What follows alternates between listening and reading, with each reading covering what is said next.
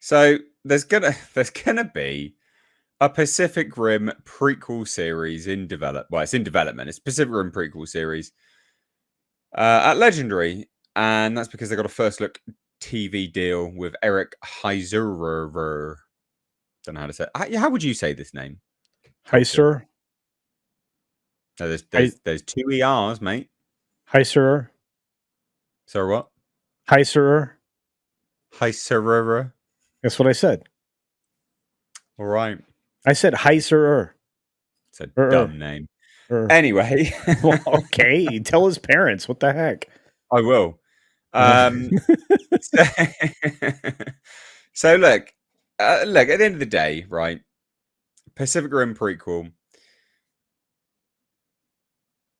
This, I hate to be negative. Okay, I don't want to be negative. But this is going to be absolutely dog shit because it doesn't have Del Toro involved, from what we know. And he's the reason why the first one was good. He wasn't around for the second one. Second one was crap. So, and everything else in this kind of world hasn't been particularly great either. Yeah, not good. So let's take a look, right? Legendary Entertainment has entered into a first look TV deal with Eric Heiserer. Variety has learned exclusively. Under the deal, Heiserer and currently with who, why are they saying the name so much? With whom Heiser founded production company Chronology will develop and shepherd IP-driven and related projects for Legendary. The first project to be developed under the deal will be a Pacific Rim origin story series. Eric is a multi-talented, prolific creator whose track record of critical and commercial successes speaks for itself, said Jason Claude Felter. Great name. President of Legendary Television. We are thrilled to launch our partnership with Eric, Chronology, and Carmen with a new entry in the epic, globally popular Pacific Rim universe. We are certain their vision will make for an enthralling expansion to Legendary's beloved franchise. Well, look, listen, mate. There's something wrong with that. Is that the first one was beloved. Second one, people hated. All right. So news of the TV first look deal comes just under 3 weeks after it was announced that Heiser and Chronology had set a first look deal at Sony Pictures. Heiser is a celebrated film and TV writer. He received an Academy Award nomination for Best Adapted Screenplay for the film Arrival, which is good. That's a good thing. But then his other credits are crap. So he had writing credits on Bird Box, Lights Out, Hours, Bloodshot, A Nightmare on Elm Street remake, Shadow and Bone for Netflix. I mean, the guy's wildly all over the place with his writing credits. So there you go. What else is there? This is the news. All right. Pacific Rim prequel series without Del Toro. And that's the most important thing. He's not involved. And that matters, I think. So what do you think? Come on. I think that Heiserer. Sorry, what was that? Heiserer has it does have some decent credits, but no, I understand. He does have some rather crap as well. But you have to remember, in the industry, you can't say anything negative in a trade. You have to always be praising the people you're covering. Decent chance you got a press release about this, so that or you were given an exclusive like this situation, so you don't want to, bite the hands that feed. I have no expectation that this will be good. I was surprised to see it coming. I don't know how you make this work as a television property. I mean, are you going to be, talking about how we got to the point where we were creating these giant things? Is that what this is about? Here's how we created giant thing, or whatever. So, I mean, I don't know what this could actually cover that hadn't already been covered. I had heard about another film coming out, Pacific Rim follow-up film, but I had not heard about this prequel. So, when did you hear about this film? I've not heard about this film. I don't know, about a year ago, 9 months ago or so. Yeah. Yep. All right. Yeah. Huh? That last film absolutely buried the franchise.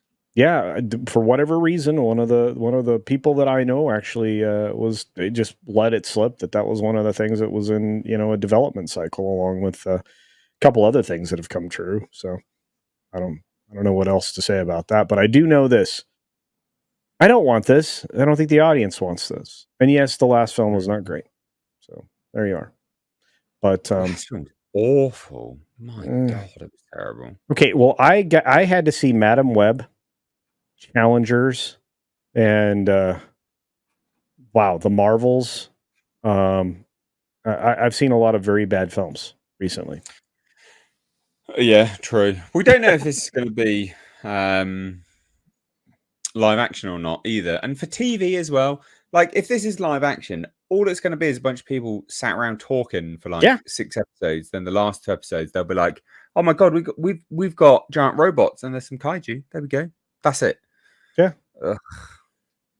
Well, I mean, they have to well, we have a threat. But the, These giant but what it animals all, are awakening. We but we need to had the develop origin tech. story. We had the origin story in the first movie. I Like know, they but literally did the origin story. I know, but they're going to do the pre-origin story. Come on, Nate. Of what? Oh, No oh, kaiju and no Jaegers. well, no, that's like something's awakening. But they did that in the first I movie. know They that, but literally gave us the origin. they'll do it again. It's just different this time. Uh, Maybe it's how they created the kaiju in the first place. but they didn't create them. I Aliens did. I know, but it just you're play along with me. Interdimensional. Come on, just pretend like you No, didn't see the first movie. you sound like you didn't see the first movie. No, I did. Yeah. Now, look, I don't. I'm going to say it this way. I want proper Godzilla, types of kaiju and stuff like that. I don't. I never was super thrilled with the Pacific Rim series to begin with, but that's Yeah. just me. And I have to tell you this much: if they're going to keep doing great things with Godzilla, you don't need to make any of these other films. Same thing with Kong. Same thing with Kong. Well, the thing is, because they were even teasing at one point, because the first one released in 2013, I think, if I remember rightly, they were teasing at one point the prospect, the potential prospect of a Godzilla and Pacific Rim crossover. Did you hear about that? Whispers. I didn't take it seriously. Is that a serious thing? Yeah, there was. I mean, there was. Yeah, like it was a serious conversation. I think that they were having, but I yeah. think they actually do it though. Well, not anymore. No, I mean, no. what's the relationship with Legendary right now? What do you mean with who? Well, I mean, this doesn't this all fall under Legendary Warner Brothers? Well, this is a legendary property, Right, that's what I'm Pacific saying. Rim, and Godzilla is a legendary property by virtue of licensing from Toho. Yeah, but also Warner Brothers and Legendary were having like grumblings, remember? Well, so Legendary Warner Brothers were having Legendary threatened to take Warner Brothers to court, but that was recently because that was because of Godzilla versus Kong because they released it in HBO Max, not Well, theaters. they also like screw up Dune a little bit too? Yeah, it was those two Yeah. films. So Godzilla vs Kong Yeah. and Dune. Legendary were pissed. So it essentially was about to go to court. Well, so there you go then. Yeah, so I mean, I don't know. Would you want a crossover between Pacific Rim and Godzilla? No, God, no. I'm pointing it as a point of context. I just thought it was funny. I wouldn't want that. Hell no. No.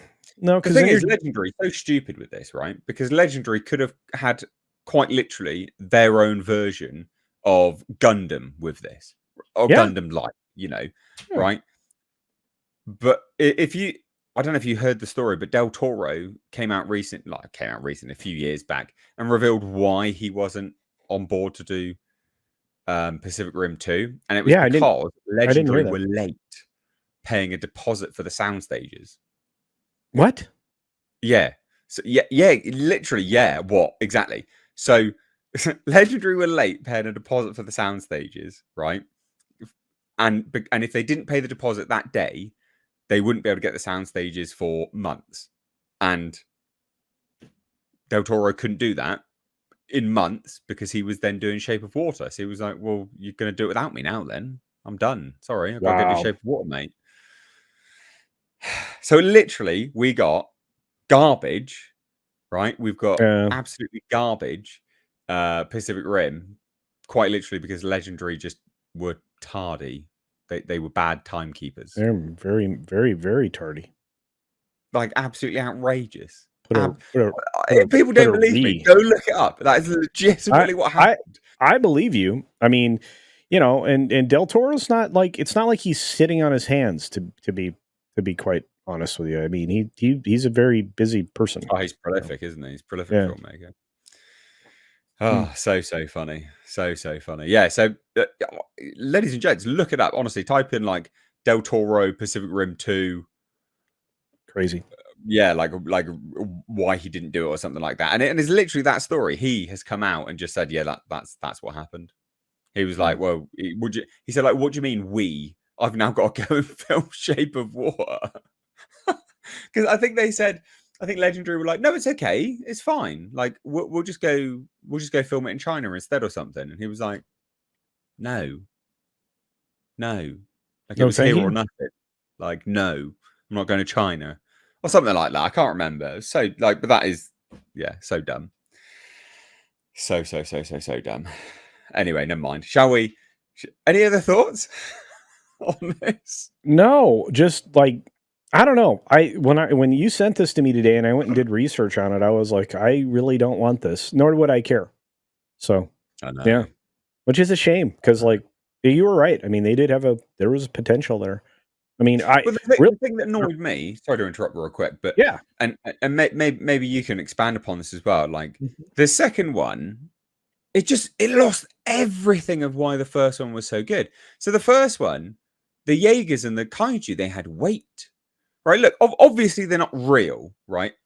Obviously they're working on physics that just don't exist, but they made them work as realistic as humanly possible. Do you know what I mean? Like they were weight, they were lumbering, and Legendary has a habit of doing this with their properties. So like the first Godzilla movie, coincidentally around 2014, this was 2014, Godzilla, like that had real sense of scale, and he was slow and lumbersome and felt heavy, right? The Jaeger and the kaiju in Pacific Rim felt heavy when they're moving on screen, like really, really smart camera placements, all these kind of things. And then come the second one, they're just flying around in the air. They're just floating around. Who cares? Like no weight to them. And Legendary's done the same with Godzilla as well. Like just no weight. Just nah, it's fine. Just weightless. Just, who cares? Don't know if you noticed that. Well, yeah, I think there were a lot of different changes to what people enjoyed about the first one, and you know, like I said, I mean, you had an entirely different writing team. You had obviously you pointed out the director change because I think that was Stephen DeKnight, right? And I'm gonna look it up, but yeah, it was Stephen F. DeKnight that was brought on. Yeah, hang on, Pacific Rim. Yeah, Uprising. Okay, so and you're right. You know where they shot it? Where? It was in China. Queensland, Australia. Oh, was it? Yeah, that's what it says. Principal photography. So, and look at that. Kaylee Spaney. It was her film debut. No, it was. Yeah, that's wild. Anyway, so, but no. Yeah, I look. There was a lot of things that didn't work well in the physics of it all, but I just the story just didn't hold together the same way, right? Because the kind of the Battle of the Breach. They should have, figured out how to conquer that part of the storyline a different way to overcome that, to create the opportunity for a return.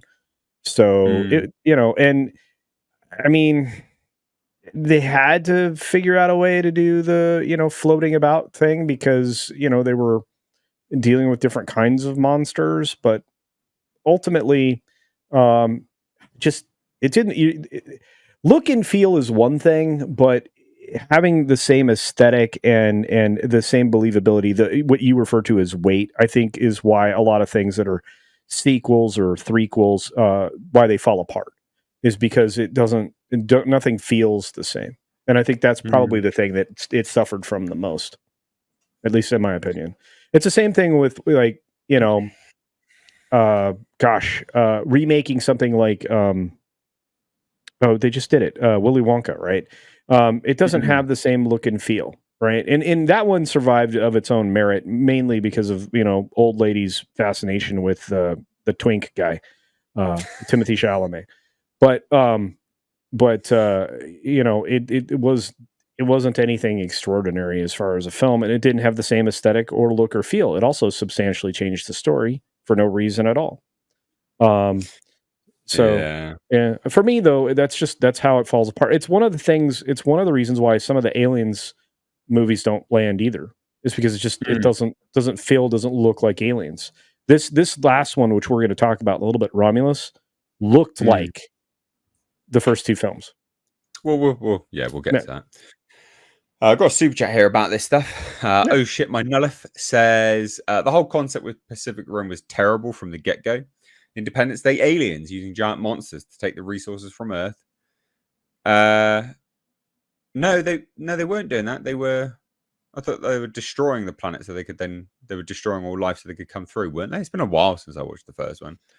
Well, I that's what don't they were doing. remember. Weren't they? I They don't weren't remember. taking resources. They were I don't. destroying. They were trying to destroy us. I mean, the precursors were sending the monsters to be the Yeah. first wave, right? Pretty sure. Yeah, I thought so. Well, anyway, I mean, I like the idea. Yeah, it's not going to be for everyone. I mean, it is dumb, but that's like it. It sings to my inner child Well, because it's well, a bit dumb, and I like that stuff. Like, and it's just and, harmless. and consider this. This is coming. This TV project is coming 8 years after the bad performance of the second film, if I'm not mistaken. Wow, has it been that long? Holy Wasn't it shit! Wasn't it 2016? Yeah, I guess so. I can't remember. Wow, because I know the first Pacific Rim was 2013. So yeah, I mean that makes sense. That's bad, isn't it? I'm Wow. double checking. Oh no, it came out in 2018. I'm sorry, it's been 6 years. They started filming it in 2016. So That's still crazy. Well, there you go. Anyway, we'll move on from this now.